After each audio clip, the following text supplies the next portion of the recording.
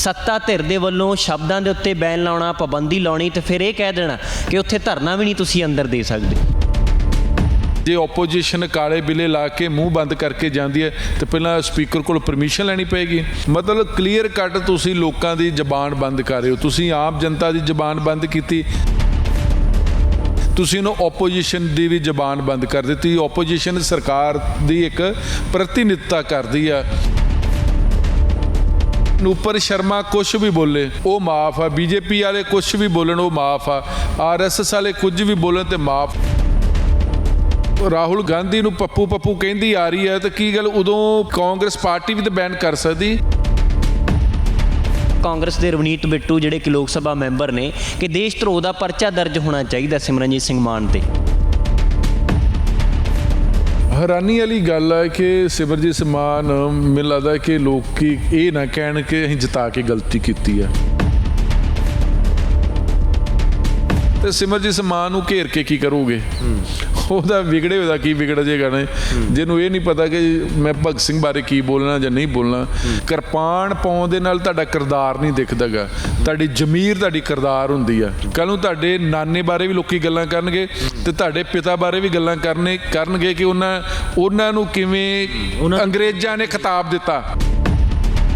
ਤੁਸੀਂ ਉਹੋ ਹੀ ਸਿਮਰਨਜੀਤ ਮਾਨ ਜਦੋਂ ਤੁਸੀਂ ਸਿੱਖ ਕੌਮ ਦੇ 100 ਗਦਾਰਾਂ ਦਾ ਨਾਮ ਦਿੱਤਾ ਸੀ ਤੇ ਆਪਣੇ ਨਾਨੇ ਦਾ ਨਾਮ ਲਿਆ ਸੀ ਰੂੜ ਸਿੰਘ ਹੋਣਾ ਦਾ। ਅੱਜ ਅਸੀਂ ਫਿਰ 16 ਆਨੇ ਸੱਚ ਪ੍ਰੋਗਰਾਮ ਦੇ ਤਹਿਤ ਗੱਲਾਂ ਕਰਾਂਗੇ ਪੰਜਾਬ ਦੇ ਔਰ ਦੇਸ਼ ਦੇ ਨਾਲ ਜੁੜੇ ਮੁੱਦਿਆਂ ਦੇ ਉੱਤੇ, ਮਸਲਿਆਂ ਦੇ ਉੱਤੇ। ਸਭ ਤੋਂ ਪਹਿਲਾਂ ਚਰਚਾ ਕਰਾਂਗੇ ਦੇਸ਼ ਦੀ ਪਾਰਲੀਮੈਂਟ ਦੇ ਅੰਦਰ ਜਿਸ ਤਰ੍ਹਾਂ ਦੀਆਂ ਕਾਰਵਾਈਆਂ ਹੋ ਰਹੀਆਂ ਨੇ, ਜਿਸ ਤਰ੍ਹਾਂ ਦੇ ਫੈਸਲੇ ਲਏ ਜਾ ਰਹੇ ਨੇ। ਪਹਿਲਾਂ ਤਾਂ ਤਕਰੀਬਨ 62 ਸ਼ਬਦਾਂ ਦੇ ਉੱਤੇ ਪਾਬੰਦੀ ਲਗਾਈ ਗਈ ਕਿ ਸੰਸਦ ਦੇ ਅੰਦਰ ਇਹ ਬੋਲ ਹੀ ਨਹੀਂ ਸਕਦਾ ਕੋਈ ਵੀ ਲੋਕ ਸਭਾ ਮੈਂਬਰ ਹੋਵੇ ਚਾਹੇ ਰਾਜ ਸਭਾ ਮੈਂਬਰ ਹੋਵੇ। ਤਾਂ ਇੱਕ ਅਸੀਂ ਚਰਚਾ ਕਰਾਂਗੇ ਕਿ ਸਿਮਰਨਜੀਤ ਸਿੰਘ ਮਾਨ ਨੇ ਜੋ ਭਗਤ ਸਿੰਘ ਬਾਰੇ ਵਿਵਾਦਤ ਬਿਆਨ ਦਿੱਤਾ ਉਸ ਦੇ ਉੱਤੇ ਸਿਆਸਤ ਗਰਮਾਈ, ਵਿਰੋਧੀਆਂ ਨੇ ਵੀ ਘੇਰਿਆ। ਇਹ ਵੀ ਚਰਚਾ ਚੱਲ ਰਹੀ ਹੈ ਕਿ ਇਸ ਤਰ੍ਹਾਂ ਦੇ ਬਿਆਨ ਦੇ ਕੇ ਮੁੱਦਿਆਂ ਤੋਂ ਭਟਕਾਉਣ ਦੀ ਕੋਸ਼ਿਸ਼ ਵੀ ਕਿਤੇ ਨਾ ਕਿਤੇ ਹੋ ਰਹੀ ਹੈ।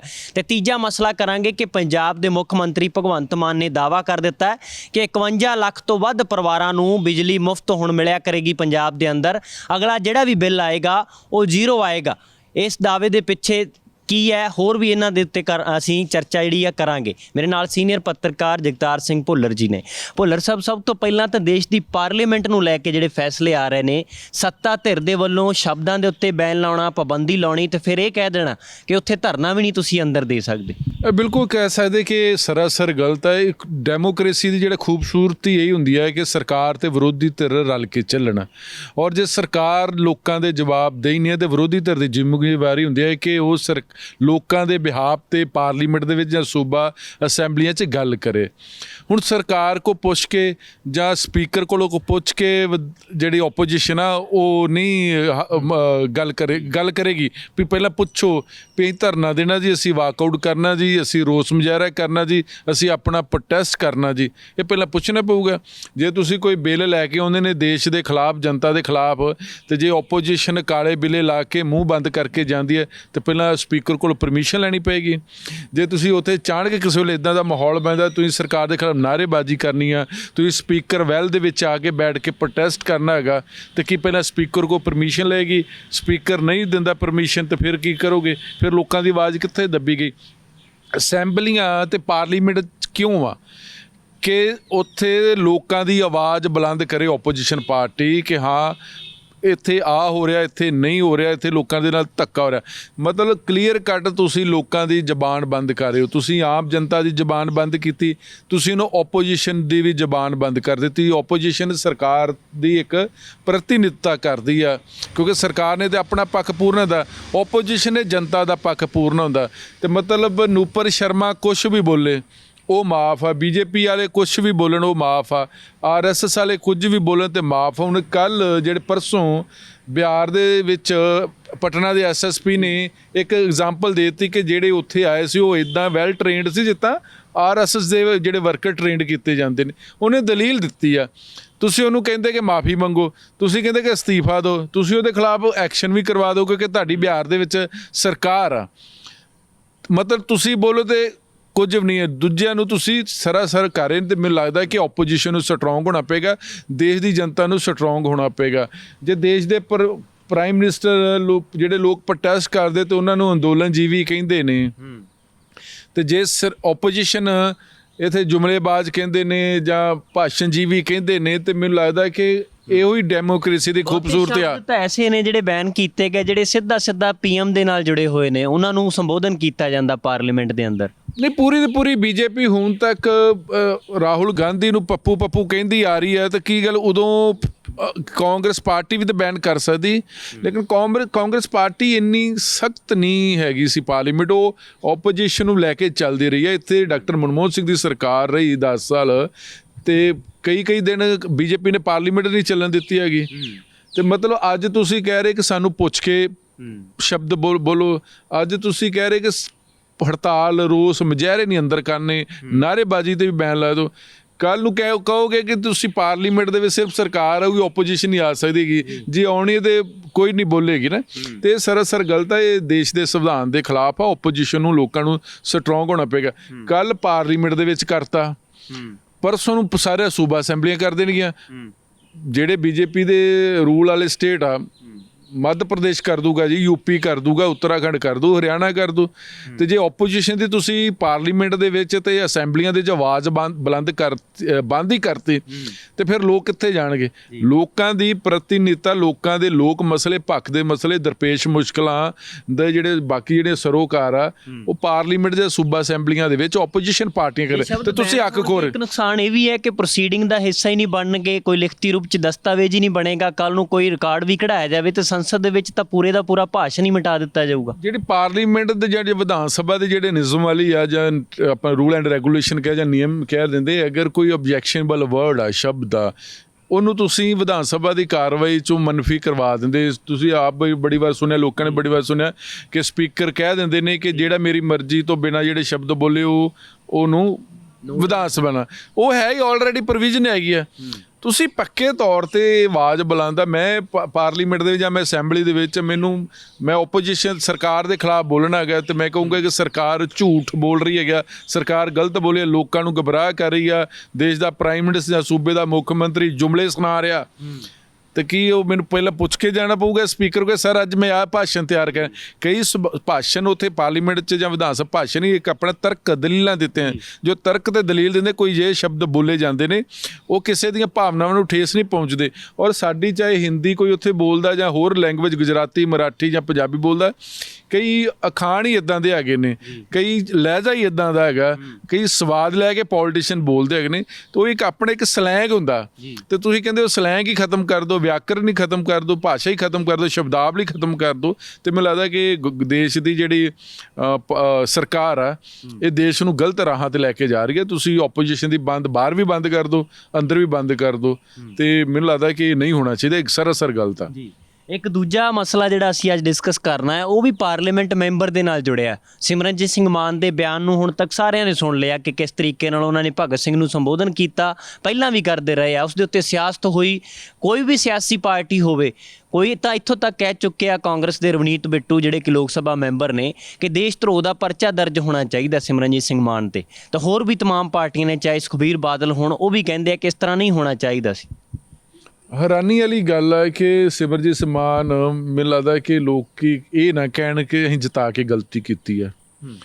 ਦੇਖੋ, ਜੋ ਸ਼ਹੀਦ ਆਜ਼ਮ ਸਰਦਾਰ ਭਗਤ ਸਿੰਘ ਦੇ ਦੇਣ ਆ ਨਾ ਜੀ, ਨਾ ਉਸ ਤੋਂ ਪਹਿਲਾਂ ਹੀ ਤੇ ਨਾ ਉਸ ਤੋਂ ਬਾਅਦ ਵਿੱਚ ਕੋਈ ਦੇਣ ਦੇ ਸਕਦਾ ਕਿ ਦੇਸ਼ ਨੂੰ ਆਜ਼ਾਦ ਕਰਵਾਉਣ ਦੇ ਵਿੱਚ, ਜਿਸ ਤਰ੍ਹਾਂ ਉਹਨਾਂ ਮਹਾਨ ਸਪੂਤਾਂ ਦੀ, ਚਾਹੇ ਰਾਜਗੁਰੂ ਸੁਖਦੇਵ ਸ਼ਹੀਦ ਆਜ਼ਮ ਸਰਦਾਰ ਭਗਤ ਸਿੰਘ, ਤੇ ਤੁਸੀਂ ਖੁਦ ਇੱਕ ਪੁਲਿਸ ਅਫਸਰ ਹੋਣ ਤੋਂ ਬਾਅਦ, ਤੁਸੀਂ ਇੱਕ ਪੋਲੀਟੀਸ਼ੀਅਨ ਦੇ ਬਾਅਦ ਅਜਿਹੀਆਂ ਬਹੁਤ ਹੀ ਛੋਟੀਆਂ ਗੱਲਾਂ ਕਰ ਰਹੇ ਹੋ, ਛੋਟੀ ਸੋਚ ਦਾ ਪ੍ਰਗਟਾਵਾ ਕਰ ਰਹੇ ਹੋ, ਸਰਾਸਰ ਗਲਤ ਆ।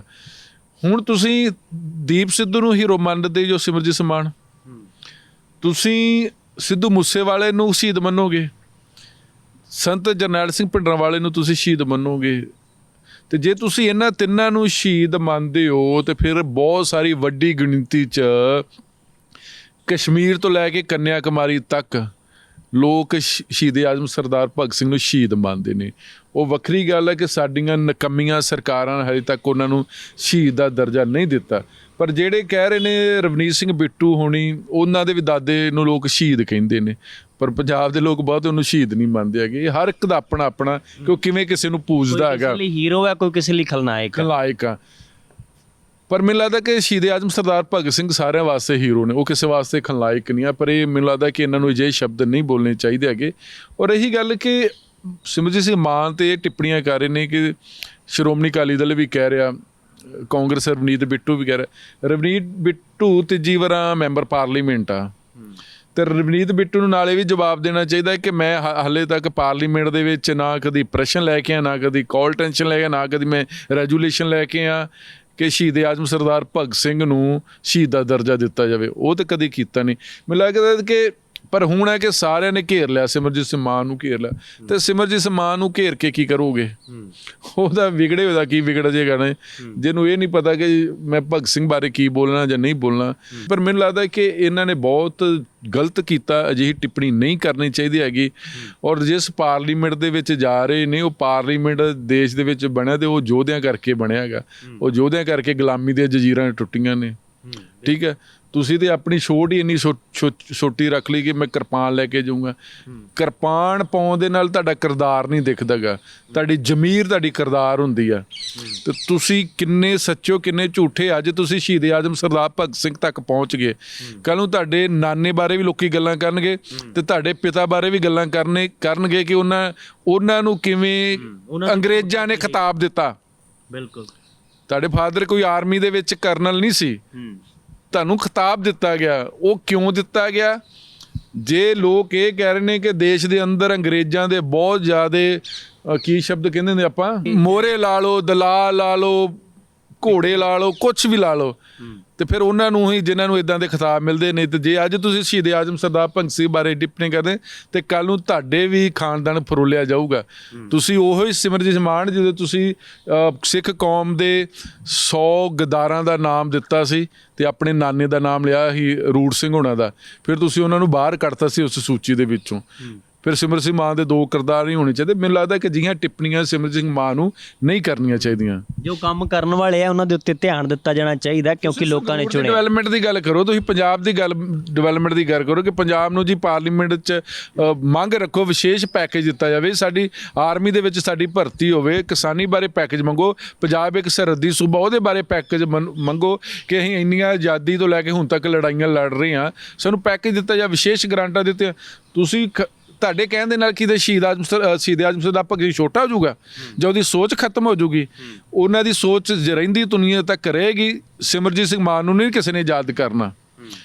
ਉਹਨਾਂ ਦੀ ਇਹਦੇ ਕਹਿਣ ਦੇ ਨਾਲ ਭਗਤ ਸਿੰਘ ਛੋਟਾ ਨਹੀਂ ਪੈ ਗਿਆ, ਭਗਤ ਸਿੰਘ ਦੀ ਸੋਚ ਨਹੀਂ ਮਰਜਨ ਹੈਗੀ, ਪਰ ਸਿਮਰਜੀਤ ਸਿੰਘ ਮਾਨ ਦੀ ਲੋਕਾਂ ਨੇ ਸੋਚ ਦੇਖ ਲਈ ਕਿ ਕਿੱਡੀ ਕੀ ਸੋਚ ਦੇ ਮਾਲਕ ਹੈ। ਜੀ, ਅਸੀਂ ਹੁਣ ਪੰਜਾਬ ਦੇ ਸਾਹਮਣੇ ਜਿਹੜਾ ਇੱਕ ਮੁੱਦਾ ਹੈ ਕਿ ਬਿਜਲੀ ਨੂੰ ਲੈ ਕੇ ਬੜੀ ਸਿਆਸਤ ਹੋਈ। ਜਦੋਂ ਆਮ ਆਦਮੀ ਪਾਰਟੀ ਵਿਰੋਧੀ ਧਿਰ ਵਿੱਚ ਸੀ ਤਾਂ ਉਹਨਾਂ ਨੇ ਵਾਰ-ਵਾਰ ਧਰਨੇ ਵੀ ਦਿੱਤੇ, ਬਹੁਤ ਆਡਿਟ ਵੀ ਜਾਰੀ ਕੀਤੇ ਗਏ ਅਮਨ ਅਰੋੜਾ ਦੇ ਵੱਲੋਂ ਵੀ।